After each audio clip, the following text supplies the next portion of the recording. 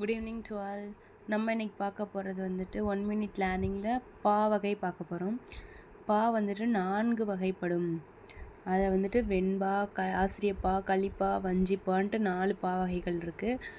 அதில் வெண்பான்றதோட ஓசை என்னன்னா செப்பல் ஓசை, ஆசிரியப்பா அகவல் ஓசை, கலிப்பா துள்ளல் ஓசை, வஞ்சிப்பா தூங்கல் ஓசை. இது வந்து டிஎன்பிஎஸ்சி குரூப் 4 எக்ஸாம்ஸில் கண்டிப்பாக இதுலேருந்து கொஷின்ஸ் வரும் நிறையா. ஸோ பார்த்துக்கோங்க. வெண்பா ஆசிரியப்பா ரொம்ப இம்பார்ட்டன்ட். வெண்பான்றது வந்துட்டு 5 வகைப்படும். குரல் வெண்பா, சிந்தியல் வெண்பா, நேரிசை வெண்பா, இன்னிசை வெண்பா, வக்ரோடை வெண்பா. ஆசிரியப்பா வந்துட்டு 4 வகைப்படும்னு சொல்கிறாங்க. இப்போ குரல் வெண்பா அப்படின்னா அது 2 அடி. குரல்னு சொல்லிட்டாலே நம்ம 2 லைனில் இருக்கிற மாதிரி இருக்கிறது தான் குரல் வெண்பா, ஓகேவா? நேரிசை வெண்பா அப்படின்னா 3லேருந்து 4 அடி வரைக்கும் இருக்கும். இன்னிசை வெண்பா அப்படின்னா 3லேருந்து 4 அடி. சிந்தியல் வெண்பான்றது 3 அடி இருக்கும். வக்ரோடை வெண்பான்றது 4 அடியிலேருந்து 12 அடி வரைக்கும் இருக்கிறது வக்ரோடை வெண்பா. அதுக்கு மேலே போயிடுச்சுன்னா அது வந்து களி வெண்பா அப்படின்னு சொல்லிடுறாங்க.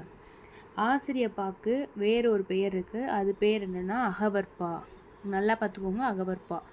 ஆசிரியப்பா எத்தனை லைனில் இருக்கும்னா 3 அடியிலேருந்து நம்ம எத்தனை லைன் வேணுமோ, நம்ம மனசுக்கு ஏற்ற மாதிரிக்கு எவ்வளோ லைன்ஸ் வேணுமோ அதில் எழுதிக்கலாம் அப்படின்னு சொல்கிறாங்க. அடுத்து வந்து சீர். ஓரசை சீர், ஈரசை சீர், மூவசை சீர்னு 3 சீர் இருக்குது. ஓரசை சீர்னா நேர், நிறை, நேர்பு, நிறைவு அப்படி சொல்கிறோம். நேர்னா நாள், நிறைனா மலர், நேர்புனா காசு, நிறைபுனா பிறப்பு. இது வந்துட்டு இப்போ ஏதாச்சும் ஒரு திருக்குறள் கொடுத்து அதுக்கு இலக்கணம் இது பிரிக்க சொல்லுவாங்க பாவகை. அப்போ வந்து லாஸ்ட் வர்ற எழுத்தில் வந்துட்டு இந்த இதுதான் வரும் அப்படின்னு சொல்கிறோம். ஈரசை சீர் அப்படின்னா நேர் நேர் தேமா, நிறை நேர் புளிமா, நிறை நிறை கருவிலம், நேர் நிறை குவிலம். இது நம்ம 10th சிலபஸில் படிச்சிருப்போம், ஆல்ரெடி உங்களுக்கு எல்லாருக்குமே தெரியும். மூவசை சீரை வந்து 2ஆக பிரிச்சுருக்காங்க, காய்ச்சீர், கன்னிச்சீர்.